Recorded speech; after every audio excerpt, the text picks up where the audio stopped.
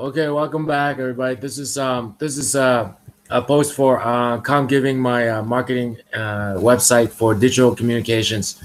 I think maybe a lot of you are hesitant to blog, perhaps, um, because you're wondering what kind of information you should share. Um, as for me, okay, so maybe I'll leave as for me to the end, but you know, I'll give you an instance where I'm looking for health information and or maybe even a social service information. Let's say let's take the example of like a distress line, a telephone distress hotline or a suicide hotline. And I'm on the web and I find a web page, I find a website talking about it, but it's a suicide hotline for Boise, Idaho. But I'm in Toronto, Canada, and I read that information, and now I know there is such a thing as a suicide hotline, and they talk about teen suicides, and they talk about the prevalence of suicide, and they talk about what loved ones should do about suicide. But it's in Boise, Idaho, and the phone number is in Boise, Idaho, but I'm in Toronto, Canada. What do you think I'm going to do if I need something like that? Okay, so that's one type of information. My sink is clogged, and I find how to unclog it on eHow or about.com or a YouTube video. So I unclog it. But it's not the end of the plumbing business.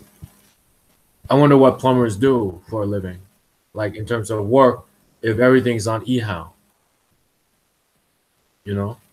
Or people who change their own car oil. How come the auto service industry isn't collapsing all around us? As for those, they say routine knowledge workers are at risk. Only if they make if they now rely on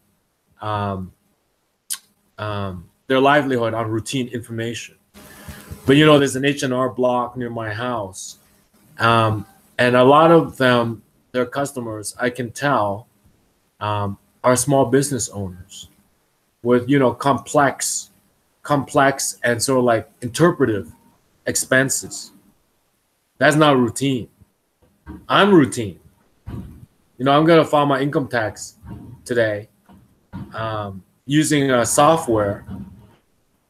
I'm so routine. If H&R Block was hoping to make profit off guys like me, their routine knowledge is at risk of starving them. But I can tell their customers, small business with a lot of interpretive expenses.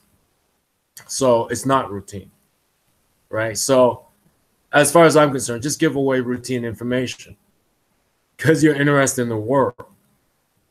And you know what work is. Work is hot and sweaty. It takes a lot. It takes up your time. If you work for somebody, you can't work for anybody else. You know what I mean? Because you're focused on like goals, your employer's goals. So as far as I'm just giving away routine information, and maybe you can blog about that. And what you can do is your theme for a blog could be a routine information, and you can reference a case of a customer that you help to be successful. But obviously, there's a lot more nuanced, more things, more, in the details, the nuance, working with that particular person, their particular location, the particular age of their business, what they know or what they don't know, but that is what to share, aka giving it away.